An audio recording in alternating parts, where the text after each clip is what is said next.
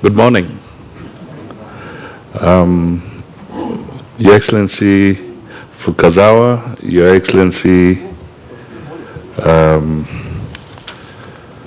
Ishii, Your Excellencies Ministers, Heads of Delegation, ladies and gentlemen.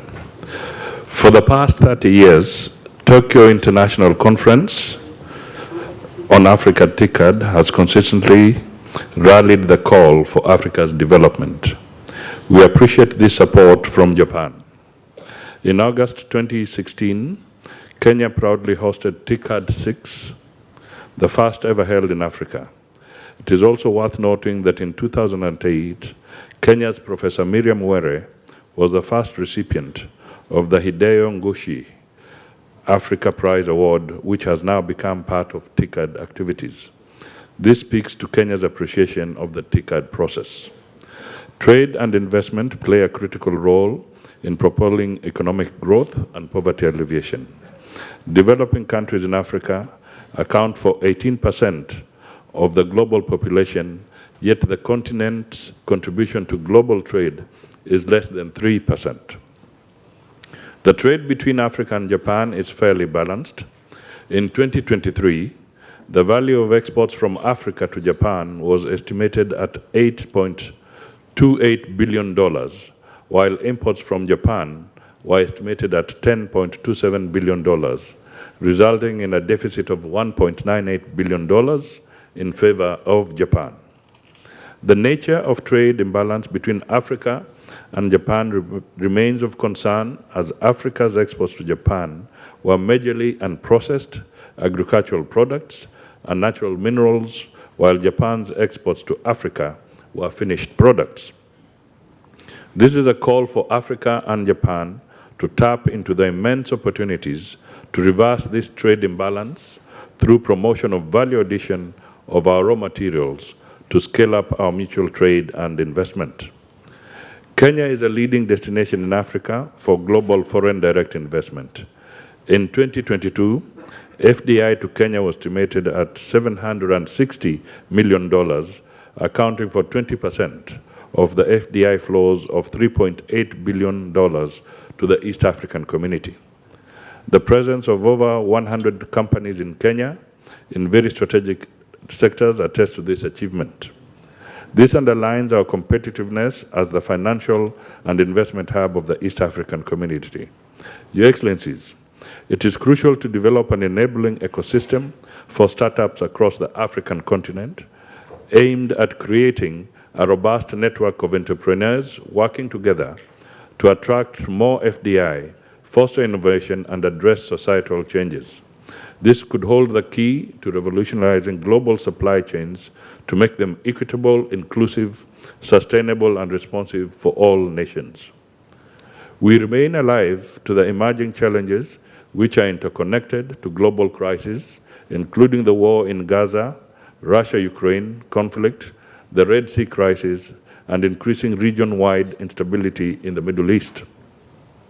These conflicts outside Africa have overshadowed Africa's escalating crises, including the war and humanitarian crisis in the Sudan and the DRC, and the resurgence of violent extremism in the Horn of Africa and the Great Lakes region. Kenya calls for support for the ongoing Tumaini Mediation Initiative for South Sudan and the Post-African Union Transition Mission in Somalia, ATMIS, security architecture in the Federal Republic of Somalia to stem the resurgence of extremist groups. More than ever before, we need to relook at one of the aims of Ticad on how to integrate African priorities into the international cooperation agenda of partners.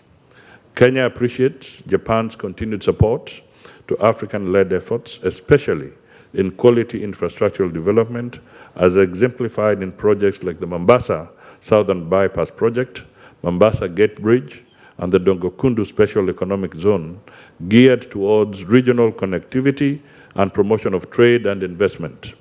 The iconic bypass has opened up a parallel access spanning from Dar es Salaam in Tanzania to Lamu in Kenya, thus providing a seamless road connectivity to the continent that will go a long way in promoting intra-trade within the Africa Continental Free Trade Area.